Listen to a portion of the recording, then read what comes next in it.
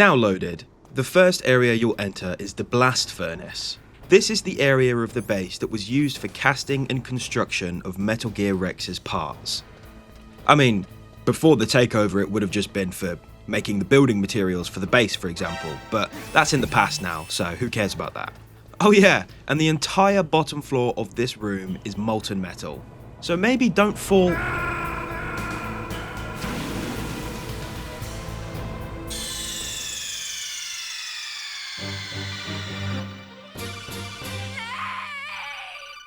See, Snake, this is exactly what I told you not to do.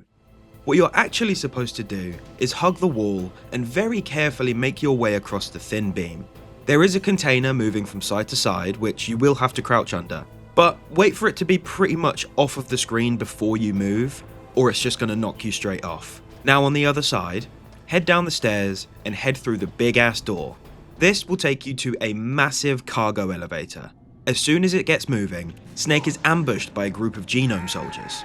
This fight is basically bar for bar with the previous elevator fight, but this time the soldiers aren't wearing cloaks of invisibility, so at least it's a little easier. With another bundle of skulls under our feet, we can explore this deep layer of Shadow Moses. Oh look, another elevator. On the way down, Master Miller contacts Snake with an important message about Naomi. Miller opens by asking whether the line is secure, which already suggests that whatever he's about to say is risky. But Snake reassures him, and Miller drops this bombshell. Miller tells us that the entire story Naomi told us about her grandfather just doesn't add up in any way. If you'll remember, Naomi told us that her grandfather was supposedly an assistant secretary to J. Edgar Hoover. You will also remember that Naomi told us her grandfather was Japanese. You may be wondering, why does this matter? Well, I'll tell you. J. Edgar Hoover was notoriously racist and never employed Asian agents in high-ranking positions. Also, there were no Asian investigators in the FBI at the time Naomi declares her grandfather worked there, this being because of the political climate at the time. Also, the undercover mafia stings Naomi talked about didn't even exist at the time. Those sting operations only began around 1960, and the first major operation was based in Chicago, not New York like she had previously stated. This is all real-world info, by the way, and the mafia stings were a very cool time in history. The FBI went from denying the mafia's existence to extensive intelligence gathering and destroying massive chunks of the mafia as a whole. Anyway, in short, the timeline of Naomi's story is wrong. The geography is also wrong, and the social reality is wrong. Essentially, she put no effort into making a believable story. Snake, just like the player, is stunned. Naomi has been one of the most reliable voices in Snake's ear, and she's the emotional counterbalance to Campbell's military stonewalling. She's also one of the only people on the mission who insists that Snake is more than just a weapon. So when Miller suggests that she might be a spy, Snake dismisses it immediately. But Miller won't give up, saying that too many strange events have piled up. The DARPA chief died the moment after giving Snake vital info, and the Arms Tech president died shortly after Snake found him. There's also Grey Fox. He's a complete anomaly in this situation. Naomi has been present in every conversation tied to these incidents. Miller tells Snake to treat Naomi with suspicion, and to be careful. Just something to think about. Let's move on. We step into a frozen room, and we bump back into Raven again. Hey, what's up, dude? How you been? Welcome, Cossack. Oh, yeah, thanks, man. I feel very welcome right now. The way in which Raven greets Snake has an eerie sense of ritualistic energy around it. It's like this confrontation has always been inevitable. I mean, you know, in the sense of the game, it is. It was always designed to make you face Raven again. The word Cossack, by the way, is Raven's attempt at saying the word Cossack, which is a term that refers to the independent warrior people from Eurasian steppe. Anyway, Raven claims that this is the end of the road for Snake. And I'm sorry, Raven, but no. And then he calls upon his ravens as witnesses. And I think it's time to address these ravens. I mean, they are part of why Vulcan believes nature itself participates in the judgment of warriors. He says that ravens return what's no longer needed back to the world. In other words, they purify the battlefield. He also notes that ravens will attack wounded foxes, a reference to the foxhound unit which doubles as a subtle way of telling Snake that he is wounded prey. It takes a few minutes, but Snake finally recognises Raven as the man from the tank. Raven laughs, brushing off that fight as mere evaluation on his part. This next fight is going to be the real confrontation. I like Raven. He has the mindset that every fight should be personal, spiritual, and witnessed by nature. There is honour amongst warriors pitting their skill against each other. He doesn't want to kill Snake because, fuck you Snake. He wants to have a proper fight with a legendary soldier and see what both men are really capable of. Raven then fucking sonic blasts us with the tattoo on his forehead, and this paralyzes Snake. He claims that their bloodlines are connected through ancient Mongolian ancestry, grouping Inuit and Japanese people as cousins of the same northern lineage. This shared heritage means that the battle is not random, but predestined. Ravens and snakes are not the best of friends. Raven then completely flips the tone and begins talking about the World Eskimo Indian Olympics. He focuses on events that celebrate endurance and pain tolerance. Snake, always trying to fit in a snarky comment, says that Raven must dominate at the muktuk eating contest. But Raven isn't a man of laughter, and says, "Nuh-uh, I'm super good at the ear pull," which, again, is a real thing in Inuit culture. Snake asks the big boy if he literally wants to pull each other's ears, but Raven says, "Nah, I want to kill you." He insists that this fight will be a sacred contest of will, but Snake hates this. He rejects the notion of there being any glory in killing. This line is essential to his character.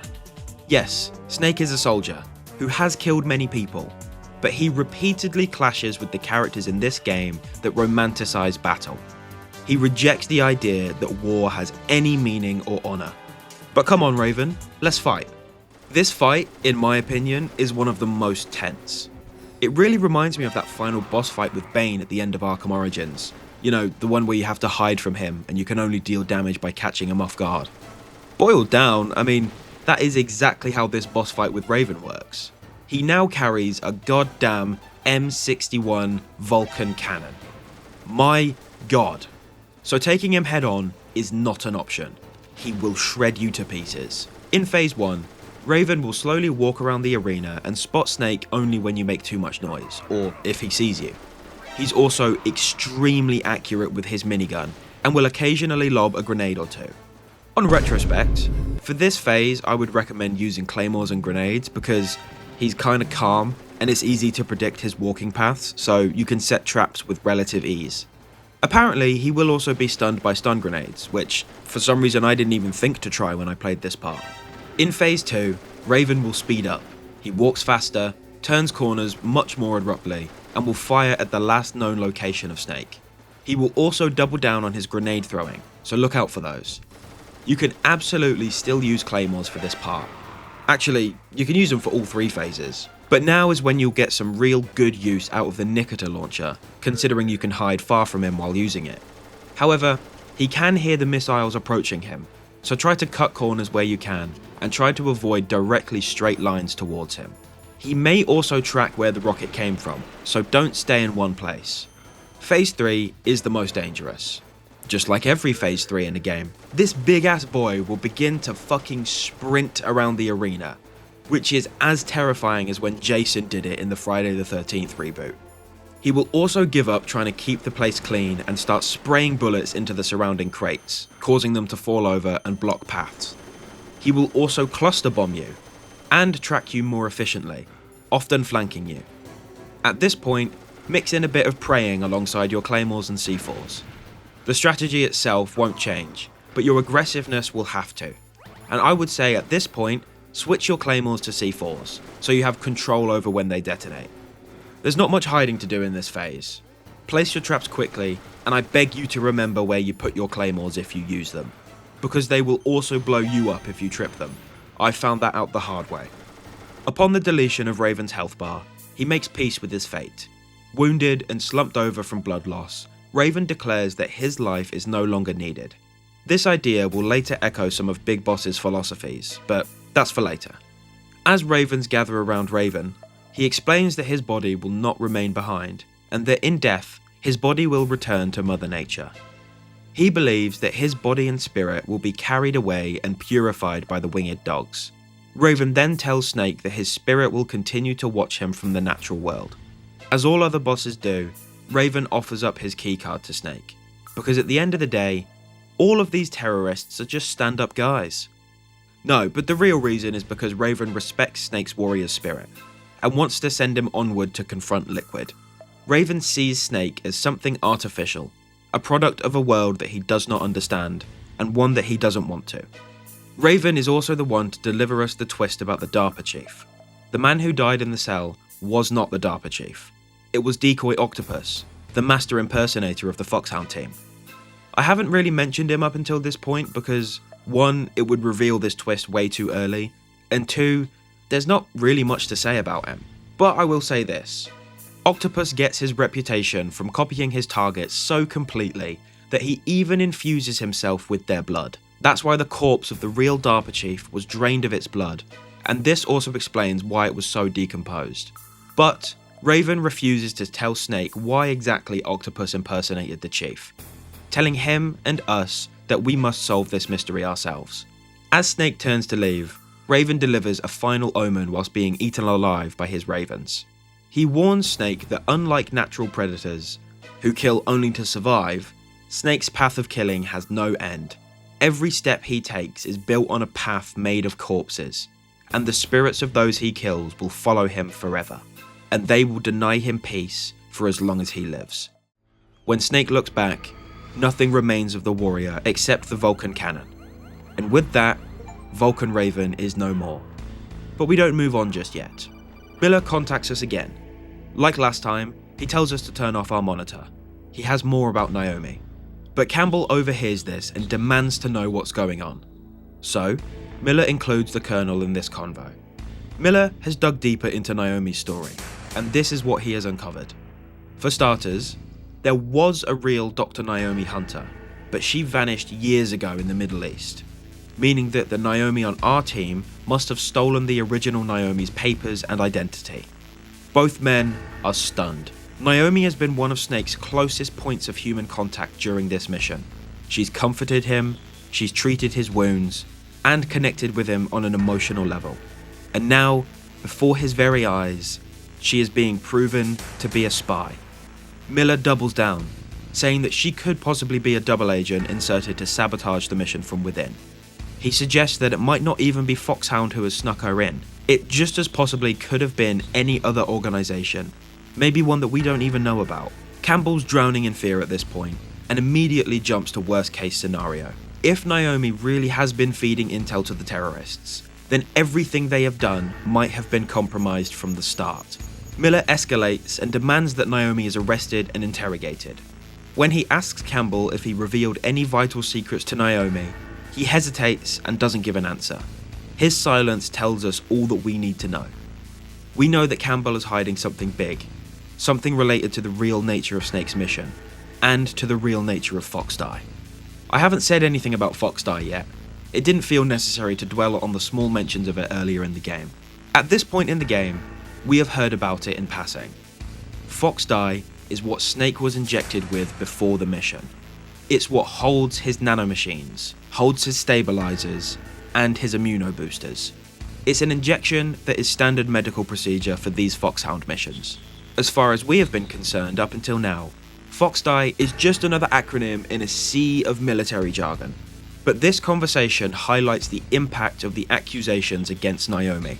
Suddenly, that small throwaway injection becomes central.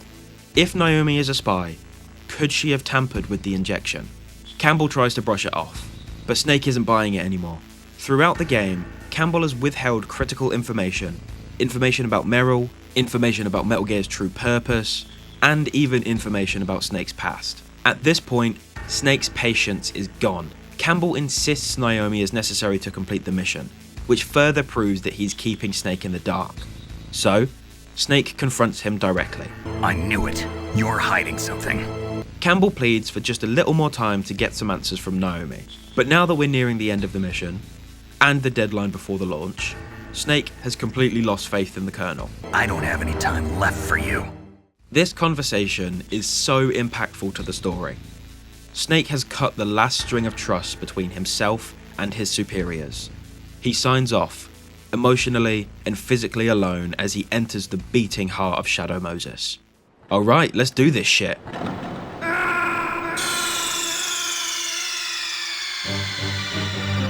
What's wrong? Snake! Snake! Avoiding those, you'll enter a hangar with like 500 turreted cameras on the walls. At first, they seem not to notice you. But then... well, it's a good thing I have body armor. To an ever so slight degree, you can narrowly avoid taking too much damage, but I wouldn't recommend running through like I did.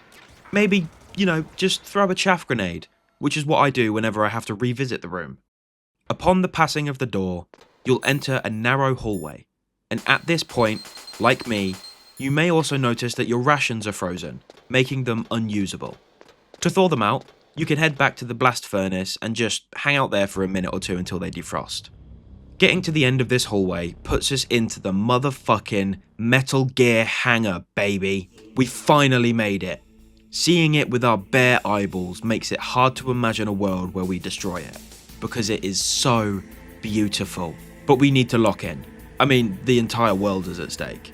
Before we begin heading up, Otacon calls so he can update us on the situation. He's been overhearing the conversations between the terrorists and believes Rex is now fully prepared for launch. All 3 nuclear arming keys have been entered, meaning that the terrorists could actually launch a fat-ass nuke whenever and wherever they want. But Snake is smart. He recognizes that something is wrong. Considering this place is so insanely important, why aren't there any guards? But Otacon moves the topic of conversation to the only countermeasure they have left, the override trick that Kenneth told us about. Using the 3 PAL keys in sequence could disable the launch. However, the issue with that plan is Snake only has one of the 3 keys. So, Otacon says he's going to use his epic hacker skills to break into Kenneth Baker's protected files. Hopefully something in there can explain how to use the keys, or at least offer another way to stop Rex. The conversation ends with Snake completely relying on Otacon to uncover information about the PAL system. After climbing one ladder, then a second, then up to the top of Metal Gear Rex, Otacon calls again to tell us that he managed to break into the files. However, he's not found instructions of the PAL override just yet. But to counter my first however, he has found the true nature of Rex's weapon. The nuclear warhead that Rex holds isn't fired like a traditional missile. Instead, it's launched from a massive railgun as a physical projectile, meaning that it has no rocket fuel, no propulsion, and it wouldn't technically be classed as a missile. Because of those reasons, the bomb can bypass international arms control treaties. It can bypass them because those treaties don't cover metal slugs launched by electromagnetic force. Next up, Otacon reveals that the warhead is also capable of stealth. Because traditional missiles have an exhaust, they can be detected by satellite. But because railguns are electric, the projectile emits no heat signature, which makes it invisible to radar and satellites. Also is this piece of information. The warhead is surface piercing and can penetrate hardened bunkers. This thing could mean the end of the world! Snake then confronts Campbell again for like the 500th time. A weapon like Rex threatens the international balance, and if it's revealed, it could derail the upcoming START 3 nuclear treaty and cause a global scandal. If this happens, the US would be condemned by the UN, and could even overturn the president. Campbell responds to this by confirming he's been withholding information. Really? Whoever would have guessed? But Otacon doesn't stop digging, and notices the missing field test results that Kenneth gave us on the disc way back when. But Ocelot took that disc when Snake was captured, meaning the terrorists now possess the complete dataset. This confirms that Rex isn't a bluff. The terrorists have a real warhead, and all the puzzle pieces to launch it. For now though, all they can do is hope that Otacon can crack the system in time. The world is one detonation code away from disaster. By the way, there is a couple guards at the top layer of this place, which completely scared the shit out of me. Thankfully, at this point in the game, I'm carrying an entire arsenal in my pockets, so taking the guards out is not an issue. And we're finally here, at the top of Rex's bedroom. Sneaking up to the launch room door, we can overhear Liquid and Ocelot chatting. And get your butts ready for this.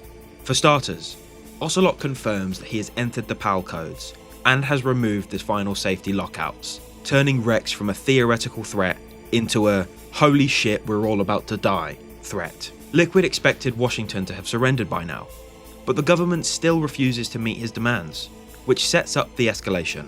As we know, the original threat was to the United States directly, but now Liquid chooses a more calculated approach. He wants to hit China's remote nuclear testing region of Lop Nur. He figures that this is the perfect geopolitical pressure point. Not only would the blast be easy to hide from civilians and could be blamed on a failed experiment, but China will most likely assume that the explosion was an American attack. This would then force the US president into emergency, top-secret negotiations, wherein he would have to admit that America built a radar-invisible nuclear delivery system, and that they violated major disarmament protocols and the CTBT treaty. Following this, the credibility of the US would shatter and set off a global arms race. Because of the inevitable arms race, every rival nation will want a Metal Gear, and Liquid, now being the possessor of all things related, will be the one selling it, therefore giving him a ridiculous amount of leverage. Ocelot restates their demands, which reveals something critical. They also want a cure for Foxdie. Liquid believes that Foxdie is being used against them, and the two try to decipher the pattern of fatalities so far. This is what they come up with. It seems to kill older people first. Psycho Mantis may have survived because of the mask filtering the air, and Wolf may have been unaffected, potentially because of the tranquilizers she always took. In any case, they don't actually know how Foxdie works, and I can tell you now that their guesses are completely wrong. Their confusion just shows us how covert Foxdie really is. Moving on, Ocelot updates Liquid on Colonel Sergei Galukovich, the Russian military figure who has been secretly aiding them. This is the high-ranking man that Liquid was friends with, the one who gave him the helicopter. Anyway, Galukovich wants Rex for Russia's military revival, but Liquid dismisses him as a bureaucrat with delusions of grandeur. This will be important for Metal Gear Solid 2. Liquid goes on to reveal his plan to Ocelot. He won't be escaping Shadow Moses. He's going to stay and form a new outer heaven, following in his father's footsteps. Liquid believes himself to be the rightful heir to Big Boss's ideology. But even more crazy is this. If Liquid gets access to Big Boss's DNA, and Rex, and Galukovich's soldiers, he believes he can create a new mercenary nation which can operate independently from any government and can challenge the entire world with his nuclear first strike capability. This whole cutscene is amazing, and I love the twists. It changes the story from your usual ransom plot to a plot circling around a personal rebellion from a man who wants to continue his father's dream and rise to power by strategically planning how he could crush America and cause a worldwide arms race that will force all the nations to come running to him for help. I mean, come on. How can you hear that and tell me this game isn't fucking incredible? And now, with that daunting thought out of the way, we get back some semblance of hope. Ocelot reveals that Meryl is still alive. Let's fucking go! Thank God! Liquid has refused to kill her just yet. He believes that she will still be useful as leverage against Snake and Campbell. Which, I mean, yeah, that is true. And finally, Otacon reveals to Snake that he in fact does have all 3 PAL keys. How in God's name has that happened, I hear you asking? Well, it turns out that the keycard is made out of a memory-shaped alloy. When at room temperature, the key takes shape of what it currently is, which is the yellow key that we have been carrying around.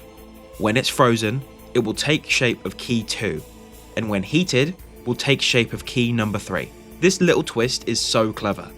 For starters, I love the idea of one key secretly being all 3, depending on the heat that it's subjected to. Not only that, but this forces the player once again to use their noggin and figure out what they should do in order to get the key to change shapes. Having to physically interact with the world in ways like this to complete tasks is such a lost art. But before we can do that, Ocelot notices Snake hiding behind the door, and really masterfully snipes the keycard out of Snake's hand. And unfortunately for the player, the key falls all the way back down to the bottom of Rex's hangar. So, running all the way back from where you came, you will have to jump into the rancid water and go digging for the key. I did equip the thermal goggles for this, which was a good idea, as you can see items like ammo and rations through the water. However, it was by pure luck that I stepped on the key, because it does not show up on the thermals. I mean, this shows me the mullets and stuff. Oh shit, I found it! Let's go! Okay, alright. For the sake of avoiding criticism in the comments, the item that's actually useful in this section is the mine detector, as it will pick up the PAL key on the radar. But I took the object that detects mines at face value and figured that that's all it's useful for. Also, if you use the mine detector and you don't see the PAL key on the radar, this means a fat fucking rat has eaten it. If this happens, you'll need to locate the rat and execute the little chef on the spot. Upon our return to the launch room, we gracefully hop into the cardboard box to sneak past the cameras and whip out the PAL keycard in order to gain access to another cutscene. Snake sticks the key into the keyhole, which is actually a keycard hole. With this, we have completed the first of 3 keycard insertions. Now, we just need to freeze the key, which is actually way easier than I thought it was going to be. Just take a nap in the room where you fought Raven. Once the card is frozen enough, go back to the launch room and stick it in the laptop. On the way to heating up the card, Master Miller will jump back on comms to chat some more shit. The first thing he tells Snake is to turn off his monitor, which is just normal at this point. Miller claims that he has a source inside the Pentagon and has learned of the newly developed DIA assassination tool. This tool is Foxdie. Yes! We finally get some info about it. Miller tells us that Foxdie is a programmable virus designed to kill specific people by inducing a heart attack-like death. It's here where the characters, as well as us, can confirm the connecting dots. Decoy Octopus and the Armstech president were both killed by Foxdie, which means they were assassinated, which you probably guessed by this point. Now comes the heavy-hitting accusation. Miller suggests that Naomi was in the perfect position to administer the virus to Snake, being the one who gave him his normal injections before the mission. We don't know why she would do this, so Snake contacts the Colonel and asks what's new with the Naomi situation. The Colonel tells us that Naomi has been placed under arrest because she was communicating with the terrorists. She was sending encrypted messages back to Shadow Moses. She's being interrogated as they speak, but Campbell is evasive on the details of how they're going about interrogating Naomi. He says they lack their usual means like truth serums, and implies that the interrogation won't be gentle. Snake very quickly ends this conversation and jumps back to his call with Miller, who immediately reinforces the potential danger that Snake is in. If Snake is infected, he's living on borrowed time without knowing when or even if Foxdie will kill him. But being the concrete pillar that he always is, he just moves on. The mission is more important than worrying about a virus potentially in his bloodstream. So, we press forward, this time taking a nap in the blast furnace. On the same elevator that Miller called us on, we get another call. This time it's Naomi. Well, look who decided to speak up. Naomi admits to Snake that Campbell was right. Well, partially right. She did lie to us, but not about everything. Her confession begins with confirming that she really didn't know her real name, or her parents. She really did steal the real Naomi's identity. However, what wasn't a lie was her work in genetics. It really did matter to her, and she wanted to understand herself through her DNA. Snake tries to comfort her, telling her that her present self should matter more than her past. But Naomi rejects that statement, saying that for her, the past is the only thing that has ever defined her, and it's all that she has ever had. This segues us into a very emotional revelation. Naomi reveals that she was found as an orphan in Rhodesia in the 80s. She was starving and she was completely alone. She talks about how she survived through the intervention of a single person, her big brother. And what we find out about him hits Snake and us like a truck. Naomi's big brother, the only family that she has ever had, was Frank Yeager, Grey Fox. The same man stalking us throughout the entire game. The same man that Snake was forced to kill in the Battle of Zanzibar. Frank found Naomi as a child and kept her safe, making sure that she was fed and protected. This retroactively recontextualizes everything Naomi has ever done and said. Her hostility towards Snake, or the offhand comments that she has made, are no longer under the grim light of betrayal, but one of grief. She continues her story, She and Grey Fox were taken to America by Big Boss. However, Big Boss and Grey Fox had to return to Africa to continue fighting, which was the war wherein Snake left Grey Fox for dead. Because of this, Naomi joined Foxhound for the sole purpose of meeting Snake, and she has waited 2 years to confront him. Snake asks if she spent those years thinking only of killing him, to which she replies, Yes, that's right. 2 years. You were all I thought about for 2 long years. Like some kind of twisted obsession. However, she admits that she was partially wrong about Snake. The whole worldview that she built on vengeance is cracking, and she is no longer sure that Snake is the monster that she imagined him to be.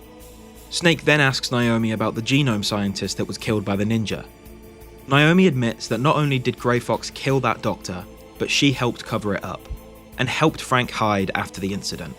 Snake demands to be told the answers about Foxdie, and Naomi obliges.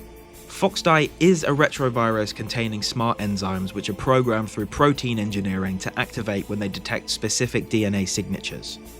When that happens, it triggers macrophages to produce the TNF-epsilon, a cytokine that induces rapid apoptosis, which means cellular suicide within someone's heart. For the people who just spawned massive question marks above their head, it's me, I am that person. The simplified version is that Foxdie kills its targets by forcing the cells in their heart to self-destruct. It does this by checking the victim's cells for their unique genetic pattern. Imagine your DNA to have a thumbprint. This thumbprint would be specific to you, and would be the thing that confirms your identity. That's what Foxdie is searching for when it's in someone's bloodstream. Anyway, Snake immediately jumps to the next horrifying possibility. Naomi must have programmed Foxdie to kill him as well. But she insists that she didn't decide who Foxdie would target. But she hesitates. She tries to confess something else. But before she does, guards grab her and she is cut off. Campbell butts his fat ass in, and he's shut Naomi down, arrested her again, and refuses to let her speak. Snake demands answers about what Naomi meant when she said Foxdie was part of the mission.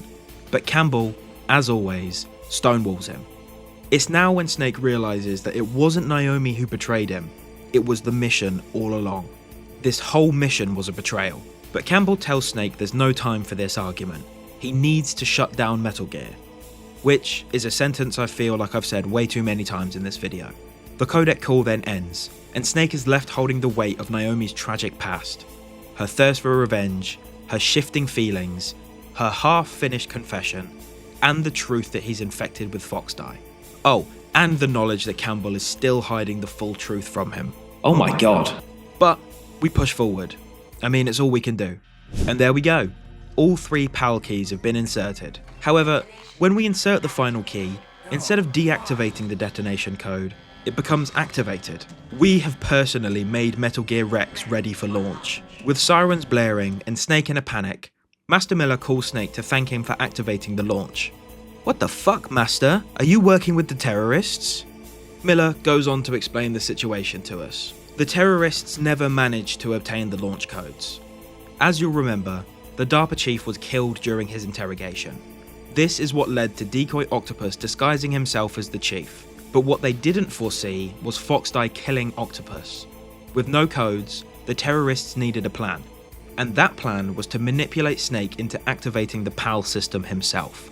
The shape memory alloy keys, the backtracking and the false instructions, all provided by Miller, was engineered to mislead Snake into completing the activation instead of the override. Miller keeps doubling down and tells us that Snake never got this far on his own, and the entire mission was structured so that he would be steered into arming Metal Gear. Now is the time for even more conspiracies. Miller suggests that the Pentagon sent Snake in knowing Foxdie was in his body, with their key goal being to let Snake get captured and tortured so Foxdie could kill the terrorists, and possibly Snake himself. Snake demands to know who Miller really is, but Campbell cuts in. They've just found Master Miller dead in his home. Mei Ling has tracked the codec signal, and it's coming from inside Shadow Moses. It's at this point that Master Miller reveals his true identity. Snake, you've been talking to me, dear brother. No fucking way. With his identity revealed, He signs off, telling Snake that he has served his purpose, and attempts to kill him by sealing him in the launch room and filling it with poisonous gas. But Liquid doesn't seem to know that you can't kill the one and only Solid Snake, so we stick our gas mask on and call Otacon to override the door lock. It takes him a minute, but he does eventually get it unlocked, meaning that we can run out and chase Liquid. Come here, you motherfucker. What? You little scallywag. This transitions us into a new cutscene, one where we hear the first Liquid, which is a monumental moment. Liquid responds by asking Snake if he liked his sunglasses, but Snake, upset by this question, points his SOCOM at Liquid. You'd point a weapon at your own brother? This is the moment that Liquid stops hiding. The charade with Master Miller is over. Snake demands to know why he disguised himself as Miller, and Liquid says it was all to manipulate him. He says Snake performed quite well and twists the knife, implying Snake was easy to deceive, a loyal soldier who follows orders blindly. In Liquid's eyes, Snake has lost his pride as a warrior and has become a pawn. Continuing his love for the dramatic, he brings forward the Pentagon revelation. He explains how the Pentagon's true goal was to never stop Rex. They wanted Snake to infect everyone with Foxdie who they wanted dead, retrieve Rex intact, and collect all the genetically valuable bodies. Liquid states it plainly to us. Snake was sent in as a biological weapon without him knowing. But he doesn't stop there. Liquid clarifies that Naomi was under Pentagon observation, but she secretly tampered with the Foxdie programming before the mission. Liquid sent a Foxhound spy into the den, which is how he knows this. However, he doesn't know what she changed or why. This is great and all, but I want another big twist. Thankfully, Liquid delivers. He confirms that he and Snake are twins. They're both the result of a cloning project called L'As Enfants Terribles. They are both designed to replicate Big Boss. This is one of the major twists in the game, and something that deepens this universe even more. Up until this point, we were led to believe that Snake and Liquid were just brothers, possibly twins because everyone said they looked so similar. But then it's like bam, turns out these two people are actually clones of another person. But Liquid frames this cloning as a tragic imbalance. According to him, Snake received the dominant and superior genes, whilst Liquid received the recessive ones. A better way to explain this is that Liquid believes he was the first pancake, the one that always comes out shit in order to make the next one perfect. And Snake, obviously, is the perfect pancake. This self-perception has defined Liquid's entire life. Can you understand what it's like to know that you're garbage since the day you were born? He feels Snake robbed him twice. First by being the favoured son, and then second by being the one to kill Big Boss in Zanzibar, stealing Liquid's chance at revenge, and he now wants to finish Big Boss's legacy and surpass him. With this monologue finished for now, he jumps into Metal Gear Rex with intent to mash Snake into red paste. As Rex rises from the hangar, Snake questions how the hell he's supposed to stop it. But I remember the best strategy. When in doubt, call Otacon. Otacon, dude, what the fuck am I supposed to do? You need to help me. Otacon tells us that we're basically fucked unless we get our hands on an anti-tank weapon. Well, that's just great. But he does give us a workaround. He tells us that the pilot seat in Rex works just like VR. Rex uses sensors to give Liquid his view.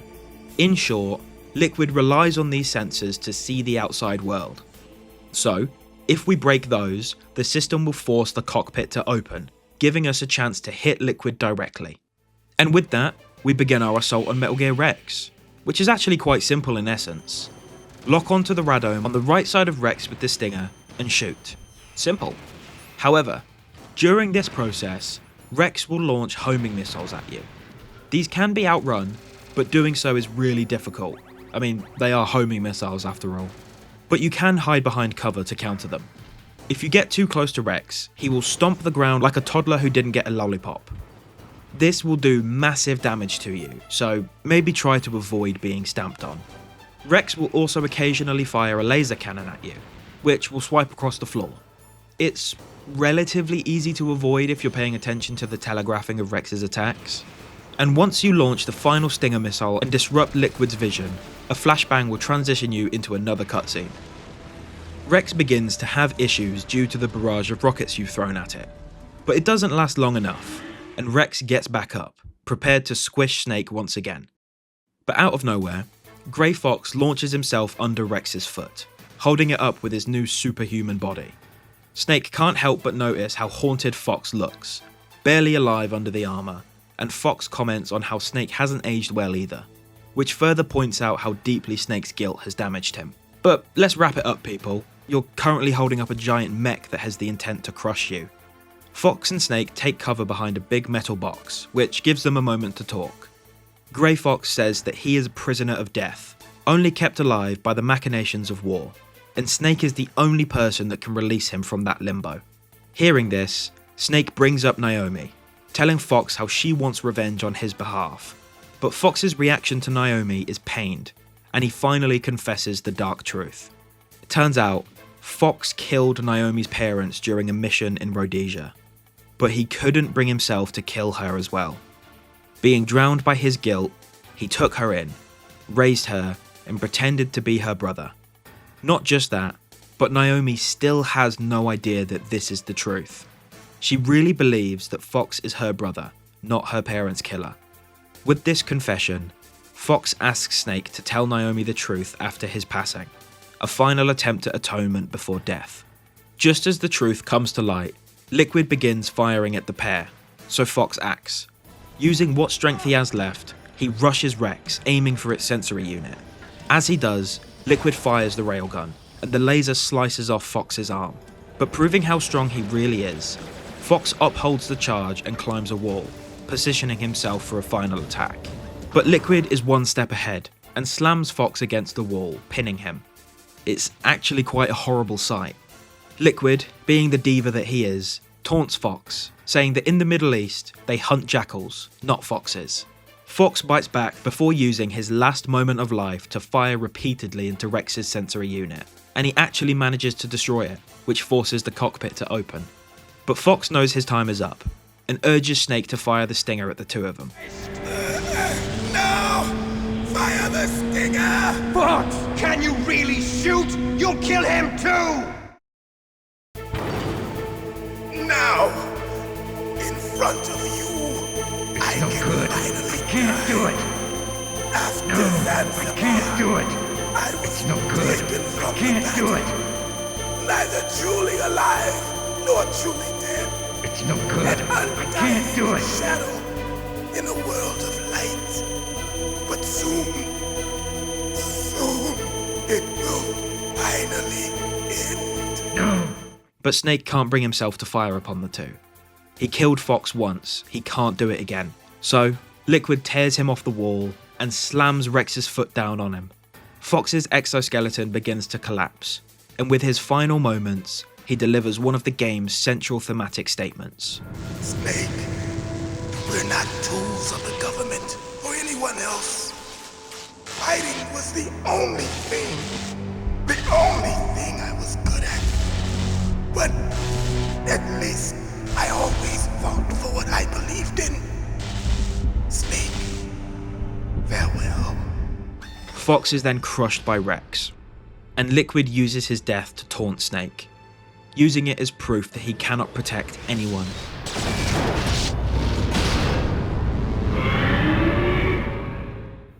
This then throws us into phase 2 of the boss fight. Liquid can no longer use Rex's automated systems to fire at us, meaning that the projectiles will be a little less accurate, but nowhere near close to being any less deadly. With the cockpit now open though, you have to focus your stinger on Liquid. During this phase, the laser cannon will be used much more frequently, and it will kill you in just a few hits. However, you can read that this is about to happen when Rex crouches slightly, and the cannon will glow blue just before firing. The other change to Liquid's strategy is that Rex will now attempt to ram and stomp you more aggressively. Just try and stay far away from him and you'll be easily able to avoid these. As for your window to bolt a missile at the cockpit, there will be moments where Rex tilts its head to reorient itself. This is your opportunity to get a clear shot. This phase is a little harder, but if you're patient, you'll be fine. Just don't get greedy with your shots or you will get turned into a pile of mush on the ground. Before this fight is over though, I want to talk about just how insane this was for the time. We all now know how Metal Gear Solid was seen as a quantum leap over prior action games, but the Rex fight in particular was mind-blowing. Even now it still kind of is. I mean, you're fighting a multi-phase battle with a colossal mech in a huge subterranean hangar that has you shifting strategy between phases. This goes for the other boss fights too. Think about how much praise FromSoft and Elden Ring get for their boss fights. Yes, a big part of that is due to their design, but the other big part is because of their phases and having to learn their attacks well enough to avoid them. This is exactly what Metal Gear Solid does, and it did it 13 years before the original Dark Souls. Rex was among the first time a console game had tried something so large and movie-like. Many fans recall the Rex fight as both really hard, but very memorable. And part of that was because of how many attempts it took to finally put Rex down. For example, some players wrote about repeatedly failing Stage 2, complaining about the missile barrages or sometimes the instant death laser. But that's what makes the victory so satisfying, just like another game I mentioned. Basically, this fight with Rex was one of the first instances of a video game proving that they could deliver blockbuster-style action sequences. And this helped push developers to integrate more cinematic sequences into their games. Unfortunately, things like devlogs didn't really exist back when MGS was made, but there are interviews with Kojima that shine more light on the development process for the game. In 1997, Kojima was interviewed by Famitsu Weekly magazine. During this interview, he discussed the challenges of working with 3D for the first time, and how important it was for him to leverage the cinematic possibilities of the new medium. When it came to the design of Rex, Yoji Shinkawa not only did the concept art and the design, but he also built a physical model of the mech. But hold on, I'm about to beat Rex. Even with Rex malfunctioning, Liquid keeps trying to crush Snake. Thankfully, before he gets a chance, Rex starts exploding, just like all other big mechas when they get destroyed. This explosion sends Snake flying straight into a metal beam, which just can't be good for his back. And unfortunately, this explosion somehow didn't kill Liquid, and we see him walking over to Snake like he's Batman before passing out. Snake then reawakens on top of the wreckage of Rex. Liquid has somehow dragged him up here for one final confrontation. He makes it clear that as long as Snake lives, so will he. Liquid argues that soldiers like them are relics of the Cold War, discarded by a world now run by liars and hypocrites. He believes only perpetual warfare can restore balance, allowing warriors to reclaim their place in history. Snake rejects this vision outright, but Liquid accuses him of hypocrisy, claiming Snake enjoys killing and has proven it through the slaughter of Foxhound. The confrontation then turns deeply personal when Liquid reveals more of the Los Infanterie project. Originally 8 embryos, 6 were deliberately aborted to strengthen the remaining 2. Worse still, Liquid explains that he was engineered to express Big Boss's recessive genes, while Snake was designed to inherit the dominant ones, fueling Liquid's lifelong resentment and sense of theft. Liquid expands this legacy further, revealing that the Genome Soldiers are also Big Boss's children, genetically engineered using identified soldier genes derived from his DNA. These experiments began secretly during the Gulf War, with soldiers injected with genetic enhancements. What was publicly labelled as Gulf War Syndrome was, according to Liquid, a cover-up for the catastrophic genetic side effects, resulting in deformities, illnesses, and so-called Gulf War babies. Not including appearances, Liquid claims that these experiments are a failure. He introduces the idea that genetic symmetry leads to extinction, and that both the Genome Soldiers and the clones themselves are genetically doomed. This is why he seeks Big Boss's DNA, not out of sentimentality, but biological necessity. Driven by what he calls the selfish gene, Liquid believes that he is compelled to protect his genetic family, even as he vows to surpass fate itself, starting by killing Snake. As tensions escalate, Snake learns that the Pentagon has decided to erase the entire Shadow Moses incident. With Metal Gear destroyed, the US government plans to drop a goddamn nuke to eliminate all the evidence, including Snake, Foxhound, the Genome Soldiers, and the hostages. Because when in doubt, you gotta dissolve your problems with the nuclear bomb. Colonel Campbell then intervenes, attempting to delay the strike and confessing that he was manipulated by the Pentagon through Merrill. His attempt to help Snake costs him everything, and he is arrested for treason mid-transmission before being replaced by the Secretary of Defense, Jim Houseman. Houseman coldly confirms that the nuclear strike will proceed and reveals the entire operation was always about covering up the government's past crimes and reclaiming Metal Gear's test data. With all escape routes gone and time running out, Liquid frees Snake and challenges him to a final duel.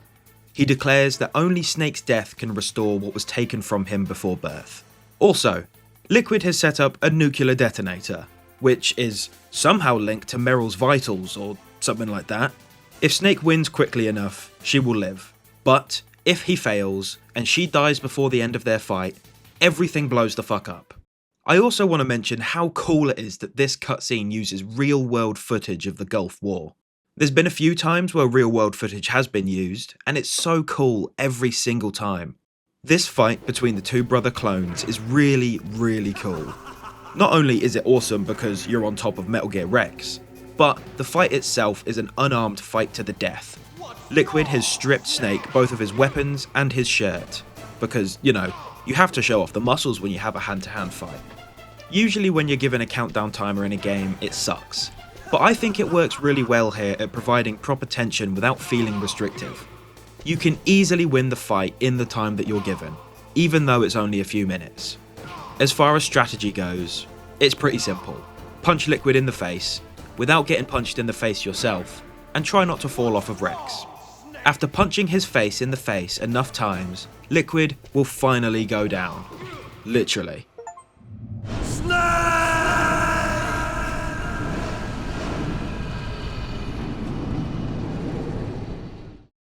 With Liquid now banished to the Shadow Realm, Snake runs to Meryl's side, worried that she might be dead. Thankfully, in this ending, she isn't, and she's just as happy to see him as he is her. Snake asks if she's okay, pointing out that what she has been through must have been terrible. Though she is physically shaken, Meryl tells Snake that enduring the pain made her feel closer to him. Holding on to the hope of seeing him again gave her the strength to live. But unfortunately, we can't sit in this moment for any longer. There is still a nuclear bomb on the way. But we do have time for a codec call with Otacon, of course. Snake tells him that Meryl is alive, and he is very happy to hear that. It's a nice but quick moment that deepens their friendship. And then Snake tells him about the massive nuclear bomb about to turn them into dust. So, Otacon quickly guides the pair to an escape route through the loading tunnel. When Snake asks Otacon what he will do, the tone shifts. Otacon chooses to stay behind, insisting that only he can unlock and manage the security systems necessary for Snake and Meryl to escape. Snake protests, knowing that the shelter will not survive a surface-piercing nuclear strike. But Otacon refuses to run. He admits that he is done regretting the past and defines this choice as his own. For the first time, Otacon acts not out of fear, but out of purpose. He tells Snake that he has found a reason to live, ironically, by risking his life for others. Snake drops his macho facade for a moment and places his trust in Otacon, recognizing his transformation from a man hiding behind machines into someone willing to stand for something. I promise I'll do something about your escape route. Thanks. Thanks? Well, that sounds nice. I believe in you. Thanks, Snake. And with that, the action hero and the girl are alone again. So Snake quickly finds and puts on his sneaking suit, and they both make their way to the loading tunnel as the base collapses around them. The pair come across a jeep in the tunnel, so Meryl offers to drive, and Snake gets to use the turret, with the first order of business being to blow up some soldiers with a conveniently placed explosive barrel. This then starts a section in which you have to keep both you and Meryl safe as she drives through the tunnels, stopping a few times to take out a roadblock. But soon enough you'll be on the move again. But wait, there's more. Liquid is still alive and kicking, this time in his own jeep with a FAMAS. So now you have to keep the turret in line with Liquid's vehicle, chipping away his health until eventually... Look, Snake, it's daylight. We're gonna crash.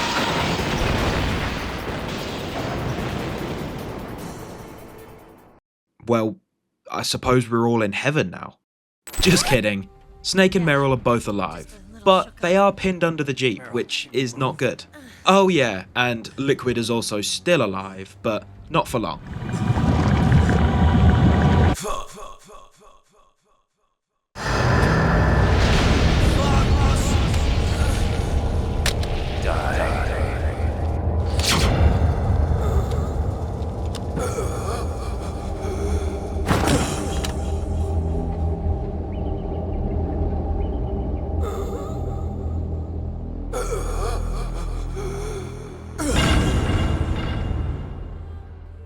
And with that, Liquid is dead. But this also confirms that Foxdie is still active. And if it was programmed to kill Liquid, it's probably programmed to kill Snake. Ironic how Liquid died via the same genetic weapon that he threatened to exploit. The two then notice that there's no sign of the bombers, and the Colonel contacts us. He explains that the political situation has collapsed behind the scenes. The Secretary of Defense has been arrested, the nuclear strike aborted, and Shadow Moses officially reframed as a rogue operation. Washington retreats, unwilling to destroy itself to cover up secrets, and Snake and Meryl are declared dead, and their escape is buried under classified lies. Campbell's tone then softens. He apologizes for manipulating Snake and offers one final kindness, a snowmobile escape route with a clean disappearance. Snake makes sure that Otacon will be recovered and protected, and finally acknowledges that he sees him as a friend. When Snake asks about Foxdie, Campbell confirms that Meryl was never programmed into it, but Snake's own fate remains uncertain. Naomi then speaks directly to Snake. Grieving her brother, she reframes his death not as tragedy alone, but as release. Grey Fox had been living as a ghost ever since Zanzibar, searching for a place to die, and in saving Snake and the world, he finally found peace. Snake demands the truth about his own death, but Naomi refuses to give him a timetable. Instead, she tells Snake that death comes for everyone eventually, but what matters now is how he chooses to live before that moment arrives. Naomi then dismantles the ideology that has defined the entire conflict. Genes, she explains, determine potential, not destiny. She confesses that her obsession with genetics came from wanting to understand who she was, to let DNA define her purpose. But she learned the truth way too late. Life cannot be reduced to code. The genome soldiers failed not because of flawed data, but because strength cannot be engineered. Humans must choose their own path. Snake and Meryl then escape into the Alaskan wilderness, leaving Shadow Moses behind. As they prepare to ride away, Meryl gives Snake his bandana, a relic of survival and identity. Snake reflects that until now, he lived only to survive, feeling alive only when death was near, and for the first time, he admits that he wants something else. He tells Meryl his real name, David, shedding the last layer of the soldier persona. When she asks where they're going, he doesn't offer a destination, only a decision, a new path, and a new purpose. As they ride off, caribou cross the ice ahead of them. This represents the symbol of life and renewal.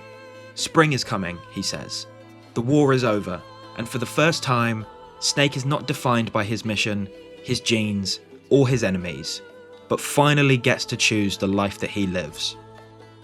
In the 1980s, there was more than 60,000 nuclear warheads in the world at all times. The total destructive power amounted to 1 million times the Hiroshima bomb. In January 1993, START 2 was signed, and the United States and Russia agreed to reduce the number of deployed strategic everything. It's just too fast.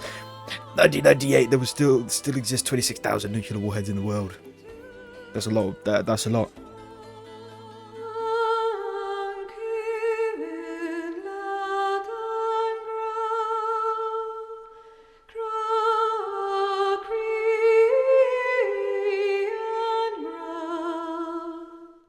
Honestly, I feel like I couldn't type anything better than what I say in the original recording of this playthrough, so I'm gonna let that play out. That was really awesome. It's just fucking great, you know?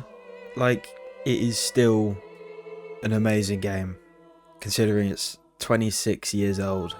It still has the modern day aspects of storytelling and of like just the foundation of games in general. like the shots and the story and the ideas, and like you sort of don't really understand how influential this was until you play it. Like, you know, you hear people talk about it all the time, and you see little bits and pieces here and there, little clips of it, but you can't fully grasp just how important of a game it is. Yeah, I'm glad I played this. Well, there we go. That is the end of Metal Gear Solid. I am insanely happy that I played this. It was fucking awesome. Even if it was frustrating at sometimes. I mean, don't get me wrong. The controls, more than anything, are very dated. I mean, it's like tank controls, essentially. In that sense of, you have to move the left stick to aim. But it was good. It was worth it. It was well worth the pain of getting fucked up very quickly in some boss fights. It was very good. I'm so happy. I feel kind of honoured in a way to be able to still play and record this game. Just the idea that it's you know, it's still around, it's still accessible for people to play, is awesome, and it should always stay that way. There shouldn't be a single generation of gamer in the future that should be allowed not to know of Metal Gear Solid. And I honestly don't think it ever will be forgotten. Even hundreds of years in the future, I don't think people will ever forget this franchise. Especially this first one. Mirroring my thoughts on what you just heard, this game really is incredible, and you can absolutely see exactly why it's held in such high regard. Everything about it is exactly how it needs to be, and it's kind of perfect, honestly. There's not a single thing that I would change about it. Yeah, I mean, there's things that I found frustrating, and a lot of moments that took me a while to figure out, but that's exactly what you should feel when you play this game. It's hard. It's meant to be hard. And it's meant to make you think about what you need to do to beat it. Nothing will ever come close to Metal Gear Solid, and it will remain talked about for generations to come. And I really hope we get a remake just as good as the Snake Eater remake. Right, it's time to glaze. When Metal Gear Solid released in 1998, it didn't just raise the bar for games, it quietly rewrote what the medium could do. PlayStation hardware at the time was known more for arcade thrills than cinematic ambition, and Hideo Kojima delivered a game that treated stealth as psychology, not just mechanics. Enemies reacted to sound, footprints in snow betrayed your movement, and boss fights broke the fourth wall in ways players had never seen. He explained that stealth specifically was chosen because if you make players fight head-on, the strongest weapon always wins. But if you take away power, you force them to think. Equally radical was its narrative confidence. At a time when most games used the story as a thin wrapper around action, MGS stopped the player outright and demanded your attention, sometimes for minutes at a time. The codec calls explore nuclear deterrence, genetic determinism, trauma, and the psychological cost of being a soldier. Boss characters weren't just obstacles either. They were ideological mirrors, each one of them representing a worldview shaped by war. The result was a game that trusted its audience to listen and reflect.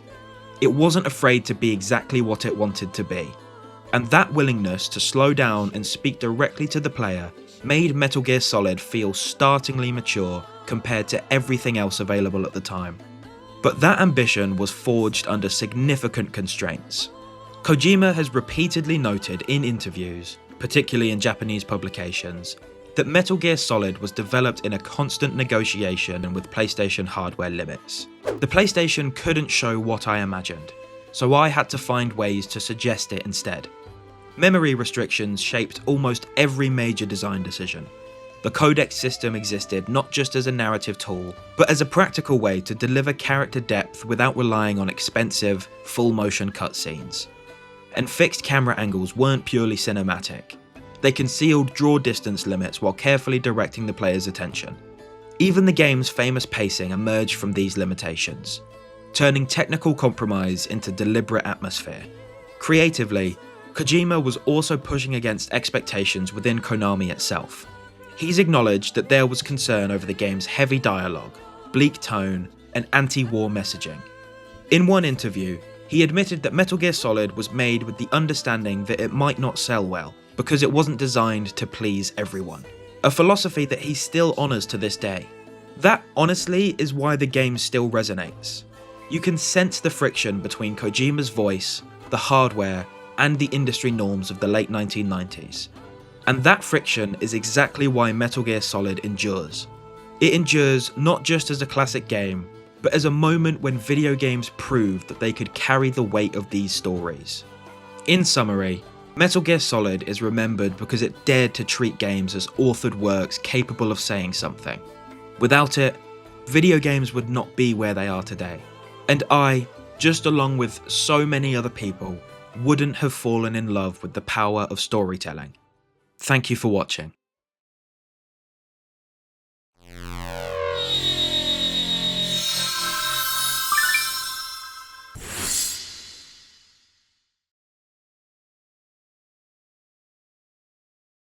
Yes, sir. The entire unit was wiped out.